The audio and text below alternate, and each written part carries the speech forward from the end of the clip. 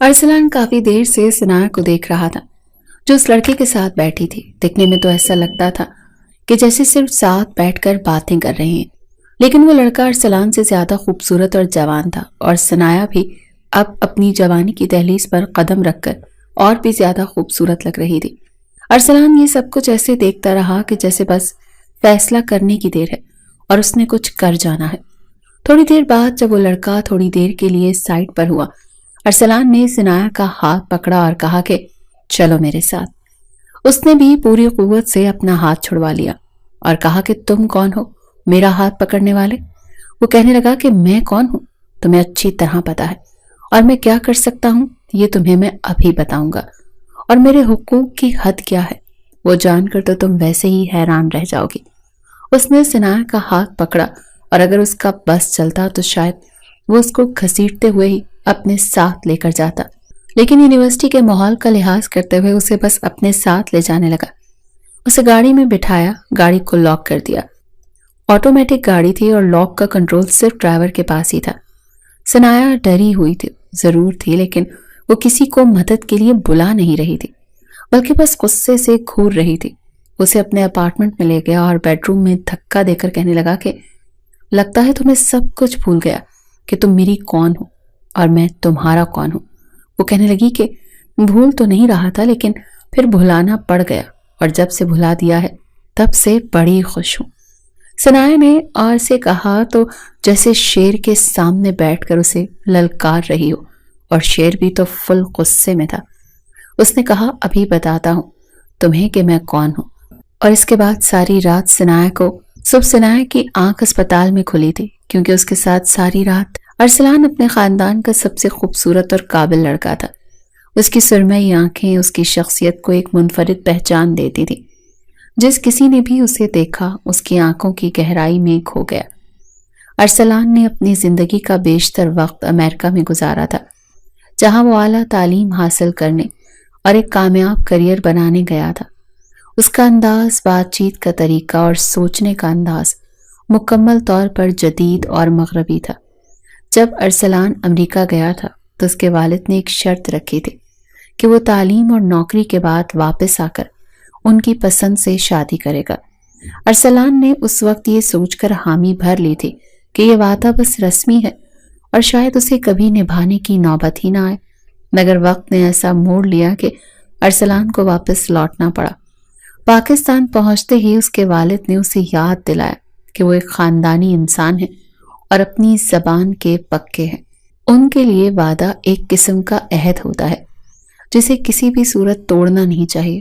ارسلان نے حیرت اور بے چینی سے یہ سب کچھ سنا، لیکن سب سے زیادہ اس وقت پریشان ہوا جب اس کے والد نے یہ کہا کہ انہوں نے اس کے لیے لڑکی بھی چن لی ہے۔ ارسلان کا دل دھڑکنے لگا۔ وہ جاننا چاہتا تھا کہ آخر وہ لڑکی کون ہے، لیکن جب نام سامنے آیا تو اس کے پیروں تلے سے زمین نکل گئی۔ لڑکی سنایا تھی جو ان کے گاؤں کی رہنے والی تھی۔ ارسلان کے دماغ میں فوراً گاؤں کی تصویر ابھری، ایک چھوٹا سا گاؤں جہاں زندگی بہت سادہ اور محدود تھی۔ وہاں نہ کوئی اچھا اسکول تھا، نہ جدید تعلیم، اور نہ ہی بڑے خواب دیکھنے کا رجحان۔ ارسلان کے لیے یہ تصور ہی ناقابل قبول تھا کہ وہ ایک ایسی لڑکی سے شادی کرے جو نہ صرف گاؤں کی ہے بلکہ ممکنہ طور پر تعلیم یافتہ بھی نہیں ہوگی۔ ارسلان کے لیے یہ فیصلہ قبول کرنا آسان نہیں تھا۔ وہ اپنے والد کے سامنے بحث کرنے کی ہمت جٹا ہی رہا تھا کہ اس کی ماں کی بیماری کا ذکر ہوا۔ ارسلان کی ماں کچھ عرصے سے بیمار تھی اور ان کی حالت دن بدن خراب ہو رہی تھی۔ وہ اپنی ماں کی حالت دیکھ کر کچھ کہنے کی ہمت نہ کر پایا۔ والد کی باتیں اور ماں کی بیماری نے اسے ایموشنل بلیک میلنگ کی طرف کیفیت میں ڈال دیا تھا۔ ارسلان اس ساری صورتحال سے نکلنے کے لیے کسی حل کی تلاش میں تھا۔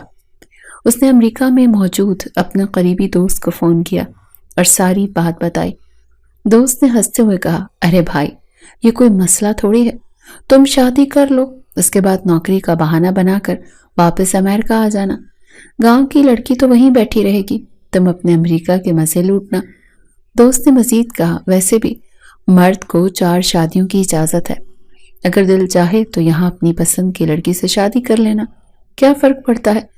ارسلان کو یہ مشورہ بہت ہی منطقی لگا اس نے سوچا کہ اگر وہ شادی کر بھی لے تو وہ اپنی زندگی اپنی مرضی سے جی سکتا ہے۔ گاؤں کی سنایا اس کے لیے صرف ایک رسمی رشتہ ہوگی جسے وہ اپنی زندگی میں خاص اہمیت نہیں دے گا۔ یہ خیال ارسلان کو کچھ دیر کے لیے سکون دے گیا۔ اس نے اپنے والدین سے مزید بحث نہ کرنے کا فیصلہ کیا، لیکن اندر ہی اندر اس کے دل میں ایک عجیب بے چینی اور غصہ تھا۔ وہ ایک ایسے تعلق میں بندھنے جا رہا تھا جس میں اس کا دل شامل نہیں تھا۔ سنایا گاؤں کی ایک عام لڑکی تھی، مگر اس کی معصومیت اور سادگی اس کی اصل خوبصورتی تھی۔ وہ گاؤں کے محدود وسائل کے باوجود تعلیم حاصل کرنے کی خواہش مند تھی۔ سنایا کا دل صاف اور نیت سچی تھی۔ جب اس کے والدین نے اسے ارسلان کے ساتھ شادی کا فیصلہ سنایا تو وہ حیران رہ گئی۔ وہ جانتی تھی کہ ارسلان امریکہ پلٹ ہے اور ان کی دنیا بالکل الگ ہے، لیکن اس نے والدین کی خواہش کو اپنا فرض سمجھا اور سر جھکا لیا۔ ارسلان کے دل میں ایک جنگ چھڑ گئی تھی۔ ایک طرف والدین کی امیدیں تھیں تو دوسری طرف اس کی اپنی خواہشات۔ اس نے خود کو تسلی دینے کے لیے بار بار یہ سوچا کہ یہ شادی صرف ایک ذمہ داری ہے اور وہ اس تعلق کو اپنے دل پر بوجھ بننے نہیں دے گا۔ ارسلان نے زندگی میں شاید پہلی بار خود کو اتنا بے بس محسوس کیا تھا۔ وہ یہ بات اچھی طرح جانتا تھا کہ اس کی دولت، شہرت اور مقام اس زمین کی بدولت تھا جس میں اس کے والدین کی جڑیں تھیں۔ گاؤں کی مٹی، وہی مٹی جو اس کے ماں باپ کی پہچان تھی، ارسلان کے لیے ایک بوجھ بن چکی تھی، لیکن وہ انکار نہیں کر سکتا تھا۔ اس کے والدین نے اپنی زندگی کی بنیاد اس زمین پر رکھی تھی اور ان کے لیے یہ فخر کا مقام تھا کہ ان کا بیٹا اس مٹی کی پہچان کو آگے لے کر چلے۔ شادی کی تیاریوں کا آغاز ہوتے ہی گاؤں کے ہر گھر میں خوشی کی لہر دوڑ گئی تھی۔ شادی کی تقریبات مکمل طور پر گاؤں کی روایات کے مطابق رکھی گئی۔ ارسلان جو ہمیشہ جدید اور مغربی طرز زندگی کا عادی تھا، ان رسم و روایات سے نالاں تھا۔ وہ ہر تقریب میں ایک رسمی مہمان کی طرح شامل ہوتا، مگر اس کے دل میں چڑچڑاہٹ بڑھتی ہی چلی جا رہی تھی۔ ارسلان کی ماں جو ایک عرصے سے بیمار تھی، اس موقع پر خوشی سے نہال تھی۔ ان کے دل میں وہ سارے خواب پھر سے تازہ ہو گئے تھے جو انہوں نے برسوں پہلے دیکھے تھے۔ وہ چاہتی تھیں کہ ان کے بیٹے کی شادی تمام گاؤں کے لیے ایک یادگار موقع ہو۔ انہوں نے دلہن کے لیے خاص طور پر ہاتھ سے بنے کپڑے تیار کروائے اور سنائے کے لیے زیورات بھی گاؤں کے روایتی انداز کے پسند کیے۔ جیسے جیسے شادی کا دن قریب آ رہا تھا، ارسلان کی بے چینی بڑھتی جا رہی تھی۔ ہر تقریب میں وہ خود کو زبردستی گھسیٹ کر لے جاتا۔ مہندی کی رات جب گاؤں کی عورتیں روایتی گانے گا رہی تھی اور سنائے کے ہاتھوں پر مہندی لگائی جا رہی تھی، ارسلان اپنے کمرے میں تنہائی میں بیٹھا تھا۔ اسے یہ سب وقت کا ضیاع محسوس ہو رہا تھا۔ وہ بار بار سوچتا کہ یہ سب آخر کیوں ضروری ہے؟ کیا یہ سب رسمیں اور روایات اس کی زندگی کا حصہ ہو سکتی ہیں؟ سنائے اس تمام صورتحال میں خاموشی سے ہر چیز کو برداشت کر رہی تھی۔ وہ جانتی تھی کہ ارسلان اس رشتے سے خوش نہیں تھا، لیکن اس نے دل ہی دل میں یہ طے کر لیا تھا کہ وہ اپنے فرض کو نبھائے گی۔ اسے احساس تھا کہ وہ ایک ایسے شخص کی زندگی میں داخل ہو رہی ہے جو اس سے بالکل مختلف تھا، لیکن وہ اس فرق کو ختم کرنے کی کوشش کرنے کا ارادہ رکھتی تھی۔ شادی کی تمام تقریبات کے بعد جب ارسلان اپنے کمرے میں پہنچا تو اس کا غصہ عروج پر تھا۔ وہ جانتا تھا کہ یہ رات اس کی زندگی کا سب سے بڑا سمجھوتا ثابت ہوگی۔ کمرے میں داخل ہوتے ہی اس کی نظر سنایا پر پڑی۔ وہ سجی سمری گاؤں کے روایتی لباس میں بیٹھی ہوئی تھی۔ اس کی آنکھوں میں خوف اور امید کا ملا جلا عکس تھا۔ ارسلان نے ایک لمحے کے لیے اسے دیکھا، لیکن فوراً رخ موڑ لیا۔ اس کا غصہ اور چڑچڑاہٹ قابو سے باہر ہونے لگی۔ اس نے سخت لہجے میں کہا، یہ سب کچھ مجھے بالکل پسند نہیں ہے۔ یہ شادی، یہ رسمیں، یہ روایات، مجھے یہ سب زبردستی قبول کرنا پڑا ہے، لیکن اس کا مطلب یہ نہیں ہے کہ میں اسے اپنی زندگی کا حصہ مان لوں گا۔ سنایا نے یہ الفاظ سنے مگر اس نے کوئی جواب نہیں دیا۔ وہ جانتی تھی کہ ارسلان کا غصہ اس وقت حالات کی پیداوار تھا۔ سنایا ارسلان کی طرح غصے والی لڑکی نہیں تھی۔ وہ چیزوں کو بڑے طریقے سے ہینڈل کرتی تھی۔ اس نے کہا، جو بھی ہوا وہ شادی تو اب ہو گئی ہے۔ اگر آپ اس شادی کو دل سے قبول کر لیں گے تو آپ کے لیے بھی آسانی ہو جائے گی اور میرے لیے بھی۔ ارسلان نے دو پل سنایا کو دیکھا اور کہا، تمہاری آسانیوں کا ذمہ میں نے نہیں لیا ہوا، نہ ہی میں نے ٹھیکہ اٹھا رکھا ہے۔ جاہل گوار عورت، اچھی اردو کیا بول لیتی ہو؟ اس کا مطلب یہ تو نہیں کہ کوئی آکسفورڈ سے پڑھی ہوئی لڑکی ہو۔ رہو گی تو وہی نا، گنوار۔ سنایا یہ سب سن کر حیران رہ گئی۔ شادی کی پہلی ہی رات دولہا اپنی بیوی سے اس طرح کی باتیں کرے کہ جیسے ان کی کوئی ازلی دشمنی ہے، تو بیچاری لڑکی پر کیا گزرے گی؟ جاہل گنوار عورت، ساری زندگی میرے نام پر بیٹھی رہو گی، لیکن تمہیں اپنی بیوی نہیں قبول کروں گا۔ تمہیں تو اس گاؤں کی مٹی سے چپکنے کا شوق ہوگا نا، تو بس یہیں پر رہو گی تم۔ میرا فیصلہ میرا ہوگا۔ ماں باپ کہتے تھے کہ شادی کروانی ہے، شادی ہو گئی، لیکن اس کے بعد جو کچھ بھی ہونا ہے اور جو نہیں ہونے والا وہ کوئی مجھ سے کروا نہیں سکتا۔ جب ارسلان نے بار بار سنایا کو جاہل جاہل کہنا شروع کر دیا تو کہنے لگی، آپ میری بات تو سن لیں، میں آپ سے کوئی بات کرنا چاہتی ہوں۔ جیسے آپ کی شادی جلدی میں میرے ساتھ ہوئی، میری شادی بھی آپ کے ساتھ جلدی میں ہی ہوئی ہے، لیکن اگر آپ 2 منٹ میری بات سن لیں گے تو شاید حالات بہتر ہو جائیں گے۔ ارسلان نے کہا، مجھے تمہاری کوئی بات نہیں سننی۔ 2 منٹ تو کیا، میں تمہارا 2 سیکنڈ بھی نہیں گزارا کر سکتا۔ گزارو تم اپنی زندگی اسی گاؤں میں جہاں تم پلی بڑی ہو، جہاں کی مٹی سے تمہارا خمیر اٹھا ہے۔ ارسلان باتیں سناتا ہوا کمرے سے باہر چلا گیا اور 2-4 دن تو کمرے میں گیا ہی نہیں، اور ان 2-4 دنوں میں اپنے ماں باپ کو منا لیا کہ میری نوکری ہے، میرے وہاں کچھ معاملات ہیں، سامان وغیرہ ہے، میں سارا کچھ سمیٹ کر 1 مہینے میں واپس آ جاؤں گا۔ اس کے ماں باپ اسے جانے نہیں دینا چاہتے تھے، پر پھر انہوں نے سوچا کہ اس نے بھی تو ہماری بات مانی ہے، چلو اس کی چھوٹی سی بات مان لیتے ہیں۔ 1 مہینہ تو یوں ہی گزر جائے گا، تو ماں باپ نے اجازت دے دی، لیکن ارسلان واپس آنے کے لیے نہیں گیا تھا۔ اس نے سوچ لیا تھا کہ بس جان چھٹی سو لاکھوں پائے، اب تو میں واپس نہیں آؤں گا۔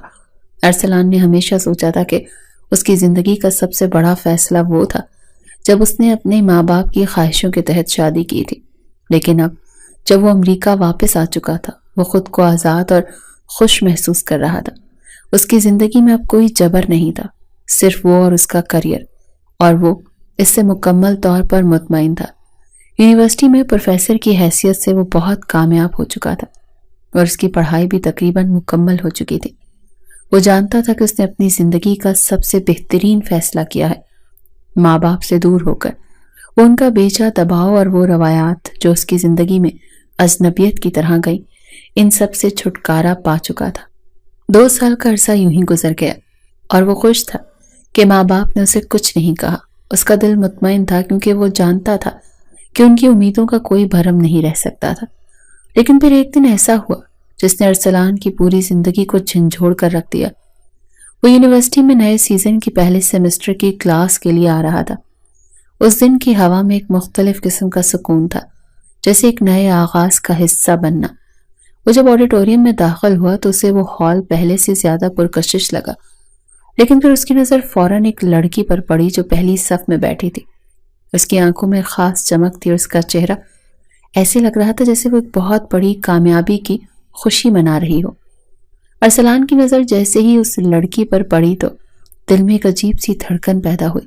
وہ لڑکی بہت خوبصورت تھی اور اس کی آنکھوں میں وہ اعتماد تھا جو ارسلان نے کبھی نہیں دیکھا تھا، مگر پھر جب ارسلان نے اس کے چہرے پر نظر ڈالی، وہ کچھ سمجھنے کی کوشش کرنے لگا، اور پھر اچانک ایک خیال نے اس کے دماغ میں وارد کیا، وہ لڑکی کیا وہ سنایا تھی؟ یقین کرنا مشکل تھا۔ وہ سمجھ نہیں پا رہا تھا کیا واقعی یہ وہ لڑکی ہے جس سے اس نے شادی کی تھی، جس لڑکی کو وہ گاؤں کی معمولی بے جان زندگی کے ساتھ ہمیشہ کے لیے چھوڑ چکا تھا، لیکن اس کی مسکراہٹ اور چہرے پر وہ فاتحانہ نظر جو ارسلان کو اس سے کہیں زیادہ طاقتور، زیادہ خود مختار محسوس کر رہی تھی۔ یہ سب کچھ ارسلان کے دماغ میں اتنی شدت سے آیا کہ وہ ایک لمحے کے لیے شش و پنج میں پڑ گیا۔ ارسلان نے چند لمحوں کے لیے اپنی نظریں اس پر مرکوز رکھی اور اس کے دل میں ایک ٹوٹتے ہوئے جذبات کی لہر دوڑ گئی۔ وہ لڑکی جو کبھی اس کے سامنے محض ایک گاؤں کی بے بس لڑکی تھی، اب یونیورسٹی کی کلاس میں جدید تعلیم کے ساتھ ہر لحاظ سے کامیاب اور خود اعتمادی سے بھری عورت بن چکی تھی۔ کیا یہ وہی سنایا ہے؟ ارسلان نے دل میں خود سے سوال کیا۔ یہ سوال اسے پاگل کر دینے کے قریب تھا۔ اس کا دل بھاری ہو گیا اور وہ دل میں خود کو مورد الزام محسوس کرنے لگا۔ اس نے کبھی نہیں سوچا تھا کہ سنایا اتنی ترقی کر سکتی ہے، اور نہ ہی اس نے کبھی یہ سوچا تھا کہ وہ اس لڑکی سے دوبارہ ملے گا۔ لیکن اب جب اس کی نظریں اس پر مرکوز تھی، ارسلان کو ایک شدید احساس ہوا کہ یہ لڑکی اس سے زیادہ کچھ بن چکی ہے اور وہ خود اب بھی اس گہرے دھندلے ماضی میں پھنس چکا تھا۔ ثناء کی آنکھوں میں وہی چمک تھی جو کسی کامیاب شخص کی آنکھوں میں ہوتی ہے۔ اس کے چہرے پر وہ مسکراہٹ تھی جو ارسلان کو محسوس ہوئی، جسے وہ اس پر فتح پا چکی ہو۔ یہ مسکراہٹ جو اس کے اندر کی طاقت کو ظاہر کر رہی تھی، ارسلان کو بے حد الجھا رہی تھی۔ وہ محسوس کر رہا تھا کہ ثناء کی زندگی میں اب وہ کچھ نہیں ہے جو کبھی تھی۔ وہ لڑکی جو ایک وقت میں اس کی زندگی کا حصہ بننے کی خواہش مند تھی، اب وہ ایک ایسی کامیاب خود مختار عورت بن چکی تھی جسے ارسلان کی ضرورت نہیں تھی۔ ارسلان نے ایک لمحے کے لیے دل میں فیصلہ کیا کہ وہ اس لڑکی سے بات کرے گا۔ اس کے قریب گیا مگر ابھی اس کے سامنے کچھ کہنے کی جرت نہیں کی۔ ثناء نے اس کی طرف دیکھا اور مسکرا کر کہا، آپ یہاں پروفیسر ہیں؟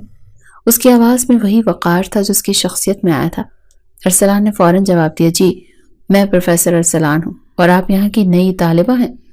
ثناء کی مسکراہٹ مزید پھیل گئی اور اس نے کہا، جی ہاں میں ثناء ہوں اور یہ میرا پہلا سیمسٹر ہے۔ اس کی آنکھوں میں وہی چمک تھی جو ارسلان کو غیر ارادی طور پر اس کی کامیابی کا اعتراف کرنے پر مجبور کر رہی تھی۔ وہ لڑکی جو کبھی اس کی زندگی میں ایک ضرورت کے طور پر تھی، اب خود ایک کامیاب، پر اعتماد اور آزاد عورت بن چکی تھی۔ ارسلان کے اندر ایک تصادم شروع ہو گیا۔ اس کے دماغ میں ہزاروں خیالات آ رہے تھے۔ وہ تو اس لڑکی کو جاہل گنوار سمجھ رہا تھا، لیکن وہ اگر امریکہ کی اتنی بڑی یونیورسٹی تک پہنچ گئی تو اس کا مطلب ہے کہ وہ جاہل گنوار نہیں، وہ بہت زیادہ سمجھدار اور پڑھی لکھی لڑکی تھی۔ ارسلان فری پیریڈ فون لے کر ایک طرف چلا گیا اور گاؤں کے ایک دوست کو کال کی جو گاؤں میں ہی رہتا تھا اور اکثر ارسلان کو فون بھی کرتا تھا، پوچھتا تھا کیسے ہو، لیکن ارسلان اس کی بات نہیں سنتا تھا کہ یہ گاؤں کا آدمی ہے، جاہل ہے، پتہ نہیں میں اس سے کیا بات کروں۔ لیکن آج اسے ضرورت پڑ گئی۔ اس نے کہا کہ مجھے تجھ سے بڑی ضروری بات کرنی ہے، بڑی پرسنل بات ہے، کسی کو بتانا نہیں۔ ارسلان نے پوچھا کہ یہ جو میری بیوی ہے ثناء، یہ پڑھی لکھی لڑکی تھی کیا؟ تو دوست بھی حیران ہوا، تمہاری بیوی ہے تو کیا تمہیں نہیں پتا؟ ارسلان نے پھر اس کو مجبوری میں پوری بات بتا دی کہ میں تو شادی کے 2-4 دن بعد ہی چلا گیا تھا، میری زیادہ بات نہیں ہوئی تھی۔ اس نے کہا وہ تو ہمارے گاؤں کی سب سے پڑھی لکھی لڑکی ہے، اس نے تو شہر میں اپنے کالج میں ٹاپ کیا تھا، پورے گاؤں سے ایک وہی تو لڑکی ہے جو سب سے زیادہ قابل اور سمجھدار اور پڑھی لکھی ہے، اور ابھی تو سنا ہے کہ پڑھ لکھ کر اس کو بڑی اسکالرشپ ملی ہے اور امریکہ میں جا کر کسی بڑی یونیورسٹی میں پڑھ رہی ہے، اور وہاں سے جب پڑھ لکھ کر واپس آئے گی تو بہت بڑی میڈم بن چکی ہوگی۔ میں نے کہا اور میرے ماں باپ، ان کو یہ بات پتا تھی؟ اس نے کہا ہاں تمہارے باپ کو پتا تھی، لیکن تمہارے ماں باپ کو پڑھائی کے بارے میں کیا پتا، وہ خود پڑھے لکھے نہیں ہیں، بس ان کو اتنا ہی بتایا تھا کہ لڑکی پڑھی لکھی ہے، لیکن ان کو اندر کی بات نہیں پتا تھی کہ کتنی زیادہ پڑھی لکھی ہے، کہ خالی پڑھی لکھی ہے، خالی پڑھی لکھی ہی نہیں ہے بلکہ بہت عقل مند، سمجھدار اور باقی ہر لحاظ سے اچھی لڑکی ہے، ہیرا ہے، بالکل ہیرا۔ ہمیں پتا ہے وہ تیری بیوی ہے، ہم لوگوں کو تو یہی لگ رہا تھا کہ جیسے تو بھی اچھا خاصا پڑھا لکھا لڑکا ہے، باہر کے ملک سے پڑھ لکھ کر آیا ہے تو تیری بیوی بھی ایسی ہی ہے، لیکن تو یہ ساری باتیں ایسے کیوں پوچھ رہا ہے؟ ارسلان نے فوراً فون بند کر دیا کیونکہ اسے اپنے مطلب کی معلومات تو مل چکی تھی۔ اب اس کے دماغ میں جو کچھ چل رہا تھا وہی جانتا تھا۔ یہ اس کی بیوی تھی جسے اس نے جاہل ہونے کی بنیاد پر چھوڑ دیا، لیکن جس پل چھوڑا تھا اس پر بھی جاہل نہیں تھی۔ پھر وہی بات کہ انسان کو جب کسی اور پر غصہ آتا ہے تو وہ نکال سکتا ہے، لیکن جب اپنے اوپر غصہ آتا ہے تو پھر کیا کیا جائے؟ اس نے کہا کہ آئی ہے پڑھنے تو پڑھے، نوکری کرتی ہے تو کرے، میں کیا کروں؟ میرا تو اس کے ساتھ کوئی واسطہ نہیں، بیوی ہے تو کیا کر سکتا ہوں۔ یہ بھی سچ تھا کہ ان 2-2.5 سالوں میں ارسلان نے یہ پلان بنایا تھا کہ وہ ادھر کی کسی خوبصورت گوری لڑکی سے شادی کر لے گا، اگر مسلمان ہو تو بھی کوئی مسئلہ نہیں اور اگر گوری ہو تو بھی نہیں، لیکن اسے ابھی یہاں کوئی ملی نہیں تھی کیونکہ اس نے اس طرف دھیان بھی نہیں دیا تھا اور اسے پتا تھا کہ یہاں کی عورتیں زیادہ وفادار نہیں ہوتی، آپ کا گھر نہیں سنبھالتی، آپ کے لیے روٹی پکا کر نہیں بیٹھتی، آپ کا انتظار نہیں کرتی۔ کچھ پانے کے لیے کچھ کھونا پڑتا ہے۔ اسے ہر لحاظ سے پرفیکٹ لڑکی چاہیے تھی جو پڑھی لکھی ہو، سمجھدار ہو، خوبصورت ہو، جوان ہو، دبلی پتلی ہو اور پھر اس میں مشرقی رنگ بھی ہو، کہ گھر کو سنبھالنے والی ہو، اچھا کھانا پکانے والی ہو، اور یہ ساری خصوصیات فی الحال ثناء کے اندر تھی۔ وہ گاؤں کی مٹی سے ابھری ایک قابل لڑکی تھی، خوبصورتی میں اپنی مثال آپ تھی اور پڑھی لکھی بھی تھی، یعنی کہ ارسلان کے دل کی جو بھی مراد تھی وہ اسے پہلے ہی مل چکی تھی۔ ثناء اس کے نکاح میں تھی، لیکن اب اس کے بیچ انا آ چکی تھی۔ وہ کیسے اس کے پاس جاتا اور کہتا کہ مجھے معاف کر دو، میں تمہیں اپنانا چاہتا ہوں، اور اس نے کہا کہ کرتی ہے جو کرتی رہے، میں کیا کروں۔ سنائے کی موجودگی ارسلان کے لیے ایک مسلسل چیلنج بن چکی تھی۔ یونیورسٹی میں ہر روز جب وہ کلاس میں داخل ہوتا تو اس کی نظریں بے اختیار سنائے کی طرف جایا کرتی۔ وہ لڑکی جو کبھی گاؤں کی بیوقوف بے حال زندگی گزارنے والی تھی، اب یونیورسٹی میں خود کو اتنی پر اعتماد اور کامیاب محسوس کر رہی تھی کہ اس کے ساتھ کلاس میں بیٹھنا ارسلان کے لیے ایک اذیت بن چکا تھا۔ وہ سنائے کے سوالات کے جوابات دینے میں اکثر لاجواب ہو جاتا اور وہ سوالات ارسلان کے دماغ کو ہلا کر رکھ دیتے تھے۔ سنائے یونیورسٹی میں ایسے گھومتی پھرتی تھی جیسے وہ یہاں کا حصہ ہو، جیسے وہ ہمیشہ سے اسی ماحول کا حصہ رہی ہو۔ ہاسٹل میں رہنا اس کا معمول بن چکا تھا اور وہ اپنے لباس میں بھی منفرد نظر آتی تھی۔ اس کے کپڑے ہمیشہ لمبے اور ڈھیلے ہوتے تھے، لیکن اس کی شخصیت میں ایک عجیب سی کشش تھی جو اسے ہر جگہ الگ بنا دیتی تھی۔ دوپٹے کے نام پر اس کا ایک سکارف ہوتا تھا جو اس کے سر پر آہستہ سے لٹک رہا ہوتا تھا، اور وہ ایسے چلتی جیسے اس کی ہر حرکت میں خود اعتمادی اور تسکین ہو۔ اس کے چہرے کی معصومیت اور آنکھوں کی چمک ارسلان کو بار بار اپنی طرف متوجہ کر رہی تھی، لیکن وہ خود میں الجھا ہوا تھا کہ آخر اس لڑکی میں ایسی کیا بات ہے جو اس کے دل کو بے چین کیے جا رہی ہے۔ ارسلان اور سنائے کا سامنا کلاسز کے دوران اکثر ہوتا۔ سنائے کبھی بھی خاموش نہیں بیٹھتی تھی، ہر سوال پر اس کا ہاتھ اٹھتا اور ارسلان کے سامنے نیا چیلنج کھڑا ہو جاتا۔ وہ سوالات کرتی تو ایسا محسوس ہوتا جیسے اس کے دماغ میں ہر لمحے کچھ نیا آ رہا ہو، اور ارسلان کو خود پر قابو پانا مشکل ہو رہا تھا۔ وہ سوچتا کہ یہ لڑکی اسے چڑھانے کے لیے ایسا کر رہی ہے، لیکن جب وہ اس کے سوالات پر غور کرتا تو وہ دیکھتا کہ سنائے کا مقصد صرف اسے بیوقوف بنانا نہیں تھا۔ اس کے سوالات کی گہرائی اور دلچسپی یہ ظاہر کرتی تھی کہ وہ صرف اپنے علم میں اضافہ کرنا چاہتی ہے۔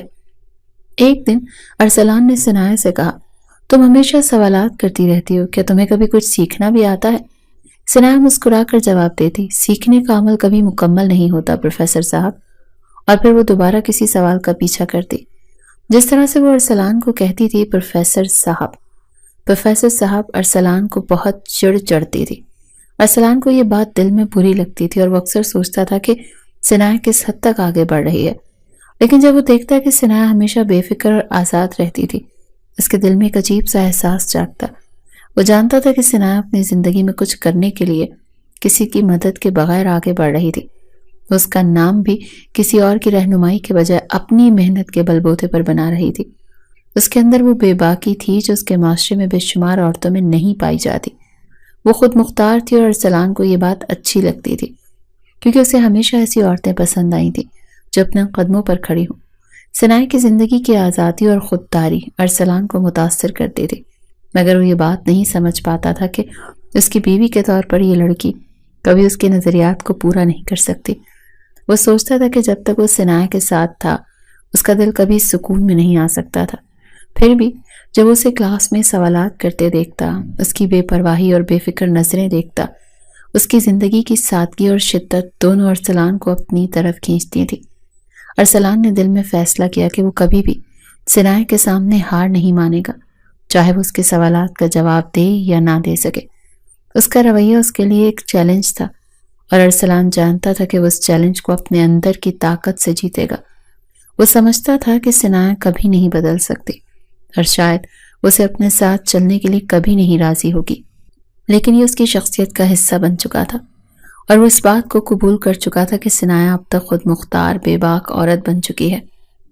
ارسلان کو ایک طرف اپنی بیوی کے بارے میں فکر تھی تو دوسری طرف وہ یہ بھی جانتا تھا کہ سنائے کی طرح کی عورتیں اپنی جگہ پر ہی بہترین ہوتی ہیں۔ وہ ہر سوال کے ساتھ اپنے آپ کو جیتا تھا، اور ارسلان کو یہ محسوس ہوتا تھا کہ وہ اس کے لیے ایک نئے راستے کی طرح ہے، ایک ایسا راستہ جس پر اسے خود چلنا تھا۔ کہتے ہیں کہ مدد اس کی کرنی چاہیے جس کو مدد کی ضرورت ہو، چیز اس کو دینی چاہیے جو آپ سے چیز مانگ رہا ہو۔ لیکن سنائے تو ارسلان کو یہ نہیں کہہ رہی تھی کہ میں آپ کی بیوی ہوں اور ہمیں ساتھ رہنا چاہیے۔ اگر ان دونوں کا رشتہ آپس میں بہترین ہوتا اور 2.5 سال میں ارسلان نے سنائے سے رابطہ رکھا ہوتا اور پھر اس کے بعد اس کی اس طرح کی کوئی اسکالرشپ نکلی ہوتی تو ظاہر ہے وہ اپنے شوہر کے پاس ہی آتی، لیکن ارسلان تو اس کو شادی کر کے بھول ہی گیا تھا۔ ابھی تو وہ یہاں تک آ گئی اس نے ایڈمیشن بھی لے لیا، سب کچھ کر دیا۔ ارسلان کو بتانا بھی ضروری نہیں سمجھا۔ ارسلان نے تو کسی چیز میں دلچسپی ہی نہیں لی تھی۔ اس کو تو یہ بھی نہیں پتا تھا کہ ثناء کے ماں باپ بھی ان کی طرح ہی ملک اور ذمہ دار تھے، زمینوں والے تھے، ان کے پاس بھی زمینیں تھیں، وہ بھی امیر لوگ تھے، اچھے کھاتے پیتے گھرانے سے تھے۔ ارسلان سب کا مجرم ہو چکا تھا، اپنے سسرال والوں کا، اپنے ماں باپ کا، اور سب سے زیادہ اپنی بیوی کا۔ لیکن ابھی اس کے دماغ میں یہ سب کچھ پچھتاوا بن کر نہیں آ رہا تھا، صرف غصہ بن کر آ رہا تھا۔ یہاں تک کہ سب کچھ ٹھیک چل رہا تھا، ارسلان اپنے گاؤں سے کام رکھ رہا تھا اور ثناء اپنے کام سے کام رکھ رہی تھی۔ لیکن پھر ارسلان نے جو منظر دیکھا وہ دیکھ کر اس کا تو خون کھولنے لگا کہ ثناء کی دوستی ایک لڑکے سے ہو گئی تھی۔ اس کا نام سنی تھا، وہ یہیں کا رہائشی معلوم ہوتا تھا۔ اس کے ساتھ ثناء کی دوستی ہو چکی تھی، وہ کلاس میں بھی ایک ساتھ بیٹھتے تھے۔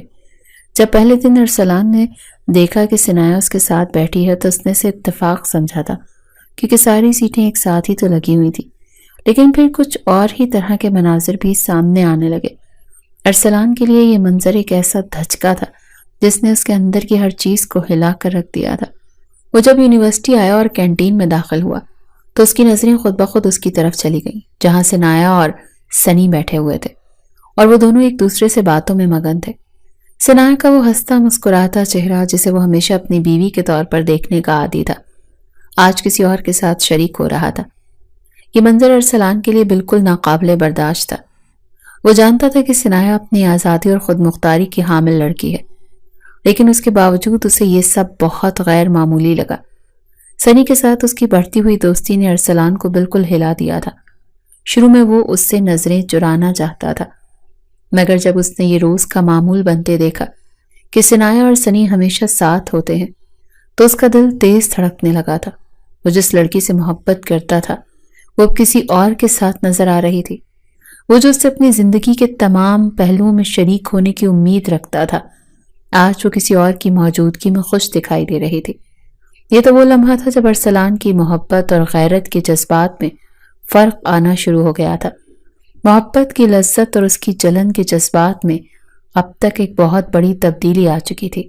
اس کا دل کہہ رہا تھا کہ یہ لڑکی میری ہے اور میں نہیں چاہتا کہ وہ کسی اور کے قریب ہو، چاہے وہ اسے اب تک اپنے دل میں اہمیت دے رہا تھا یا نہیں۔ یہ بات اس کی غیرت اور فطری احساسات کے خلاف تھی کہ وہ اپنی بیوی کو کسی دوسرے مرد کے ساتھ دیکھے۔ کبھی اس کے ذہن میں یہ خیالات آتے کہ شاید وہ کسی اور کی توجہ کی محتاج نہیں، لیکن جب اس نے دونوں کو کینٹین میں ایک ساتھ دیکھا تو اسے اپنی تمام تر شکایات اور انٹرنل تنازعات میں شدت محسوس ہوئی۔ اس کے اندر ایک غصہ تھا، ایک ایسی جذباتی غمگینی جو اس نے کبھی محسوس نہیں کی تھی۔ ارسلان کے لیے یہ فیصلہ کرنا بہت مشکل ہو گیا تھا کہ وہ کس رخ پر جائے۔ اس کا دماغ ہر روز نئے خیالات میں الجھتا تھا، لیکن اس کے دل میں بس یہی ایک حقیقت تھی کہ وہ اس لڑکی سے محبت کرتا تھا اور وہ نہیں چاہتا تھا کہ وہ کسی اور کے ساتھ خوش ہو۔ پہلے تو ارسلان نے خود کو سنبھالنے کی کوشش کی، مگر یہ سب کچھ اس کے قابو سے باہر ہو رہا تھا۔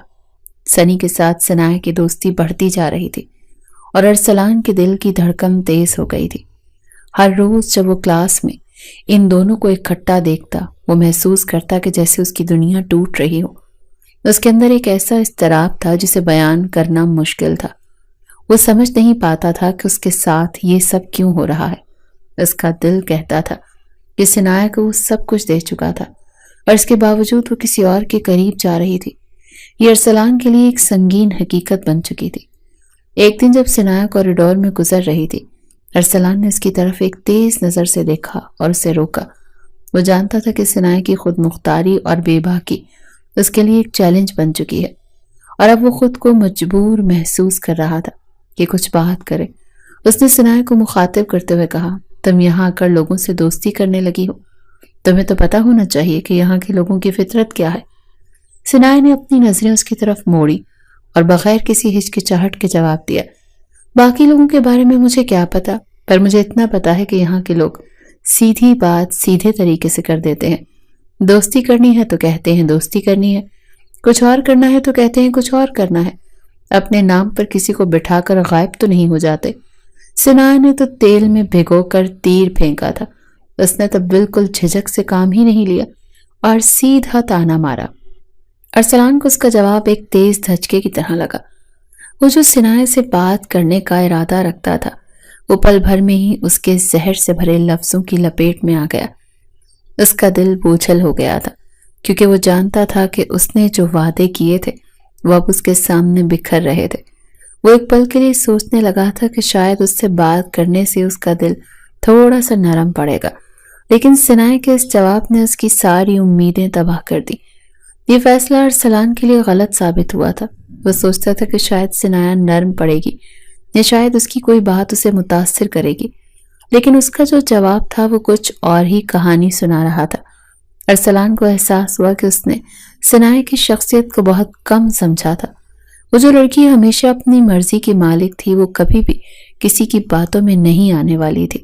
اسے اپنے فیصلے پر افسوس ہو رہا تھا کیونکہ اس نے سنائے کو ایک کونے میں دکھی اور مجبور سمجھا تھا، لیکن حقیقت یہ تھی کہ وہ اتنی طاقتور تھی کہ اس کے سامنے کسی کا کہنا کچھ بھی اثر نہیں ڈالتا تھا۔ ارسلان اب سمجھ رہا تھا کہ اس نے سنائے کو نہ صرف اپنے وعدے سے بے وفا کیا بلکہ اپنی محبت کے جذبات کو بھی اس کے سامنے غیر اہم بنا دیا تھا۔ سنائے کی باتوں میں وہ جرأت اور بے باکی تھی جو ارسلان کبھی نہیں دیکھ سکا تھا۔ اب وہ اپنی غلطی کو سمجھ رہا تھا اور یہ فیصلہ کر رہا تھا کہ آگے کیا کرنا ہے۔ وہ چاہتا تھا کہ سنائے اس کی باتوں کو سمجھے، لیکن وہ جانتا تھا کہ سنائے کے اندر وہ خود مختاری ہے جس کے سامنے اس کی تمام باتیں بے معنی ہیں۔ یہ پاکستان نہیں امریکہ تھا۔ یہاں پر ایک پرام نائٹ نام کا فنکشن بھی ہوا کرتا تھا جس میں یونیورسٹی کے لڑکا لڑکی ایک دوسرے سے یہ پوچھتے ہیں کہ کیا تم میری پرام پارٹنر بنو گی، اور دونوں اچھے سے تیار ہوتے ہیں۔ لڑکی اپنے گھر پر ہوتی ہے، لڑکا اسے لینے کے لیے آتا ہے۔ دونوں ایک دوسرے کا ہاتھ پکڑ کر پرام نائٹ میں آتے ہیں، ساتھ پھرتے ہیں، ڈانس کرتے ہیں، کھانا کھاتے ہیں، باتیں کرتے ہیں، اور پھر اس کے بعد جو ان کی مرضی ہو وہ بھی کرتے ہیں، اور اس کو پرام نائٹ کا ایونٹ کہا جاتا ہے جو کہ یونیورسٹی میں 2-4 دن میں ہی ہونے والا تھا۔ سب لوگ ایک دوسرے سے پوچھتے پھر رہے تھے کہ کیا تم میری پرام پارٹنر بنو گی۔ زیادہ تر پوچھنے کا کام لڑکے ہی کرتے تھے کیونکہ لڑکوں کو ہی پوچھنا ہوتا ہے۔ پچھلے سال جب یہاں پر سنایا نہیں تھی لیکن ارسلان ادھر ہی تھا تو وہ بھی ایک پرام پارٹنر کے ساتھ پرام نائٹ پر گیا تھا اور اس نے بھی کافی مزے اڑائے تھے۔ اب وہ ٹیچر تھا لیکن اس ایونٹ پر ٹیچر اسٹوڈنٹ سب ایک دوسرے کے ساتھ کافی فرینڈلی ہو جاتے ہیں۔ پتہ نہیں یہ بات کس طرح ارسلان کے کانوں تک پہنچ گئی جب اس نے 2 لڑکوں کو باتیں کرتے ہوئے سن لیا کہ وہ جو سنایا لڑکی ہے وہ بڑی اچھی ہے، میں اس کے ساتھ پرام نائٹ پر جانا چاہتا ہوں۔ لیکن دوسرے نے کہا ارے پاگل ہو گیا ہے کیا، وہ تو سنی کے ساتھ ہی جائے گی، تو سنی کی گرل فرینڈ ہے۔ یہ بات سن کر ارسلان کا خون کھولنے لگا تھا اور اب اسے پتہ چل گیا تھا کہ بات چیت سے کچھ نہیں ہونے والا، کچھ اور ہی کرنا پڑے گا۔ وہ کہتے ہیں نا کہ انسان جس سے محبت کرتا ہے اس کے بارے میں تو لاپرواہ ہو ہی جاتا ہے، لیکن جس سے نفرت کرتا ہے یا جس کو اپنا رقیب سمجھتا ہے اس کے بارے میں کبھی لاپرواہ نہیں ہوتا۔ ارسلان نے بھی سنائے کا ہر قدم پر نظر رکھی ہوئی تھی۔ اس نے سنائے کہ کسی کو کہتے ہوئے سن لیا کہ میں پرام نائٹ پر جا رہی ہوں۔ اس نے یہ نہیں کہا تھا کہ میں سنی کے ساتھ جا رہی ہوں، لیکن ارسلان سمجھ گیا کہ یہ سنی کے ساتھ ہی جا رہی ہوگی، اسی لیے پرام نائٹ سے پہلے ہی اس نے اپنے منصوبے کو انجام دینا تھا، اور اس کا منصوبہ کوئی اچھا نہیں تھا۔ وہ سنائے کو زبردستی اپنے گھر لے جانا چاہتا تھا، اسے یہ بتانے کے لیے کہ میں تمہارا شوہر ہوں۔ ارسلان کہنے کو تو ساری زندگی باہر کے ملک میں رہا تھا، یہیں پر پڑھائی حاصل کی، ادھر ہی اس نے نوکری بھی کر لی، لیکن اپنے اندر سے وہ جذباتی پناہ کہاں سے نکالتا جو پاکستانی لوگوں کے اندر ہوتا ہی ہوتا، اور اس کے اندر تو ضرورت سے زیادہ تھا۔ اس نے سنائے سے بات کر کے دیکھ لی تھی، اب بات چیت سے کچھ نہیں ہونے والا تھا۔ اس نے خود ہی سب کو بہت بڑے اسائنمنٹ دے دی اور سبھی لوگ اس کو مکمل کرنے کے لیے بیٹھے تھے۔ کچھ لوگ تو جا چکے تھے لیکن پوری یونیورسٹی میں صرف انہی کا بیچ بیٹھا تھا۔ سنائے بھی ایک درخت کے سائے تلے بیٹھ کر اپنا کام کر رہی تھی۔ آج سنی آس پاس نہیں تھا اور سلام وہاں پر گیا اور نہ تو کوئی بات کی نہ ہی کچھ بولا، بس سنائے کو ہاتھ پکڑ کر کہنے لگا چلو میرے ساتھ۔ اس نے کہا کہ کہاں جا رہے ہیں آپ، مجھے کیوں لے کر جا رہے ہیں، میں کیوں جاؤں آپ کے ساتھ؟ کہنے لگا بیوی شوہر کے ساتھ کیوں جاتی ہے؟ اس نے کہا ہو اچھا یاد آ گیا آپ کو کہ میں آپ کی بیوی ہوں۔ ارسلان نے اس کی بات کو نظر انداز کیا اور اس کا ہاتھ پکڑ کر زبردستی اسے اپنے ساتھ لے جانے لگا۔ اس کا بس چلتا تو اسے گھسیٹ کر لے جاتا، لیکن ابھی بھی یونیورسٹی میں آس پاس کچھ لوگ تھے اور یہ پاکستان نہیں تھا کہ جہاں پر کوئی بھی اپنی مرضی کر سکتا ہے۔ اسے زبردستی اپنے اپارٹمنٹ میں لے آیا اور بیڈ روم کے اندر دھکا دے دیا اور کہا کہ اب میں تمہیں بتاتا ہوں کہ میں تمہارا شوہر ہوں۔ تم یہ بات بھول گئی ہو کہ تم ایک شادی شدہ عورت ہو اور جوان لڑکوں کے ساتھ چکر چلا رہی ہو اور پرام نائٹ پر بھی جاتی پھر رہی ہو۔ سنایا نے پرام نائٹ پر سنی کے ساتھ نہیں جانا تھا۔ سنی اس کا صرف دوست تھا اور ان کی دوستی بہت ہی لیمیٹڈ تھی، لیکن جیسے ہی سنایا کو احساس ہوا کہ ارسلان اس بات سے چڑ رہا ہے تو اس نے بھی غصے سے کہہ دیا کہ ہاں، جا رہی ہوں میں اس کے ساتھ پرام نائٹ پر، اور اسی کے ساتھ ہی جاؤں گی، گاؤن پہن کر جاؤں گی، ڈانس کروں گی اور اس کے ساتھ جو میرا دل کرے گا میں کروں گی۔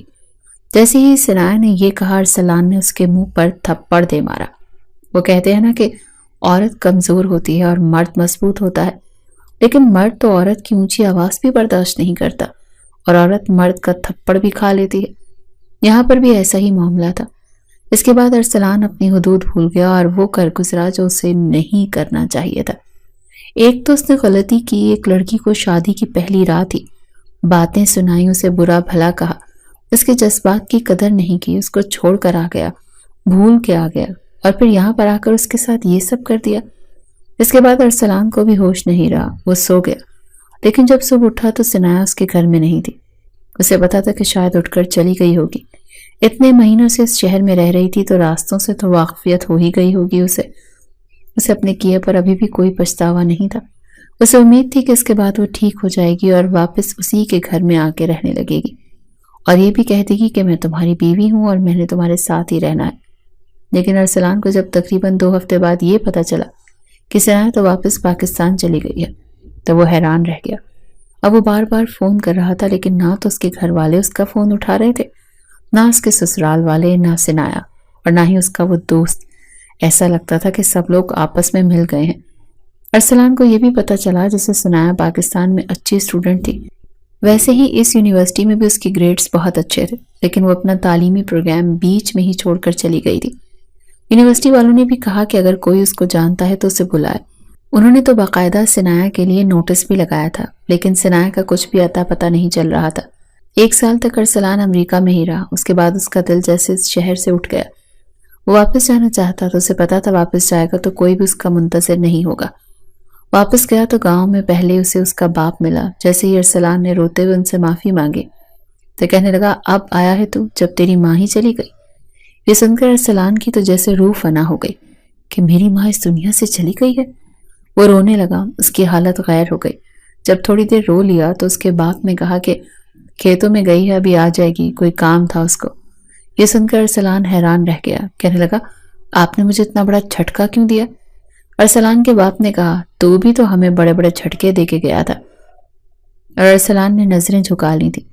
اپنی ماں سے ملا، ماں تو ماں ہوتی ہے، اس نے جلدی معاف کر دیا۔ دوپہر کا کھانا کھایا تو شام کو کہنے لگا، اپنی بیوی کو لینے جا رہا ہوں، معافی مانگوں گا اس سے۔ باپ نے کہا کہ گاڑی لے جا، اکیلا کیوں جا رہا ہے؟ گاڑی کی ضرورت پڑے گی، ایک بیوی تھوڑی ہے تیری، صرف ساتھ اور بھی کچھ مہمان ہیں۔ یہ سن کر ارسلان حیران رہ گیا، اور جب سنایا کو لینے گیا تو اسے پتا چلا سنایا ماں بن چکی تھی اور ارسلان کی ایک بیٹی اور ایک بیٹا اس دنیا میں آ چکے تھے۔ اس کے ہاں 2 جڑواں بچے پیدا ہوئے تھے۔ ارسلان نے جیسے ہی بچوں کو دیکھا تو اس کی آنکھیں بھر آئیں۔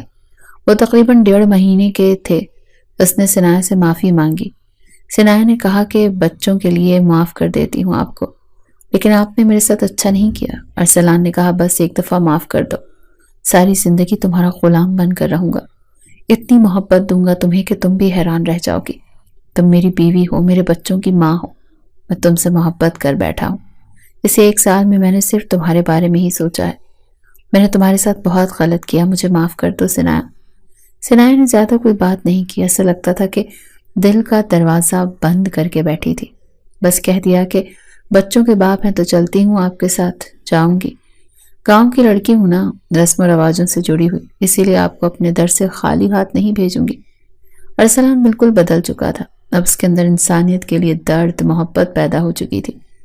اب تک بچوں کے نام بھی نہیں رکھے گئے تھے۔ سنایا نے کہا تھا کہ ان کا باپ ہی ان کا نام رکھے گا، پھر ارسلان نے ہی ان کے نام رکھے۔ اپنے دونوں بچوں کو پا کر وہ بہت خوش تھا۔ اس نے واپس جانے کا ارادہ ترک کر دیا، وہاں سے سب کچھ بیچ دیا، گاؤں میں ہی رہنے لگا۔ دن رات سنایا کا خیال کرتا تھا، دھیرے دھیرے اس کے دل پر جمی برف اترنے لگی اور دونوں محبت کی مثال بن گئے، ایسی محبت کہ جیسی نہ کبھی سنی ہوگی نہ دیکھی ہوگی۔ وہ کہتے ہیں نا کہ محبت ہی سب کچھ ٹھیک کرتی ہے، اور محبت نہیں سب کچھ ٹھیک کرتی ہے۔